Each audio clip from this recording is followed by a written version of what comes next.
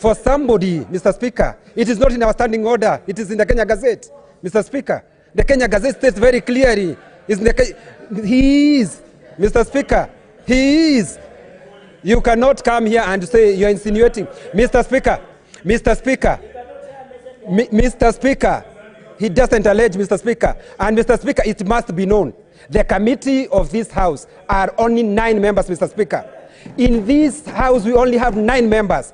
When the report is brought here, it can be amended by this house, Mr. Speaker. So it is no big deal when the Senator Robert brought a report here and it was amended. The Senate was doing its work, Mr. Speaker. So Senator from Narok cannot come here and try to tell us the report was brought. So many reports have been brought in this house, Mr. Speaker. Okay. They are amended. This is not the first one, Mr. Speaker.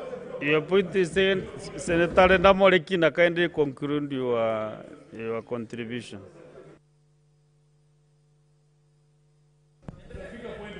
Mr. Speaker. Senator Sifuna, you must learn the tricks of this game.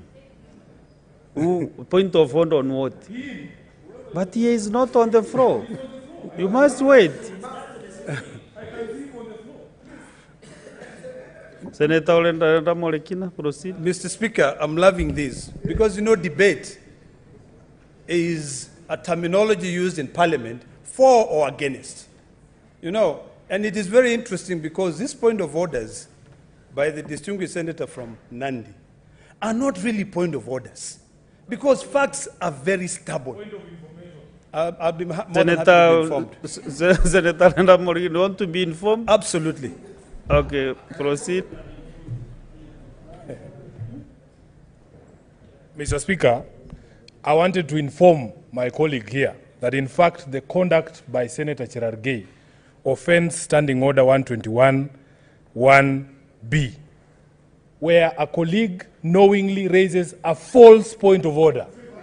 That is not a point of order, Mr. Speaker. It is a pretext for him to defend himself against the heat that he's feeling both in Nandi and in Nairobi for the vote that he took.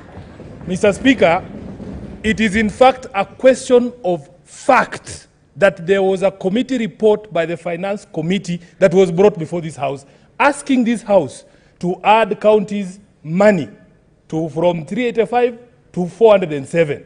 It is also a fact that that bill or that proposal or the amendment to the bill was put to this House in a vote. It is also a fact that 22 of our colleagues decided that they were not going to support our committee, the Finance Committee, but they were going to follow direction from other quarters, Mr. Speaker. So we understand the discomfort. People don't want us to discuss. I'm on a point of order. I'm on a point of order. Teacher, the rules of the House. Mr. Speaker, I'm on a point of order. I'm on a point of order. Conclude your point of order. Yes, conclude. Mr. Speaker, whether you like it or not,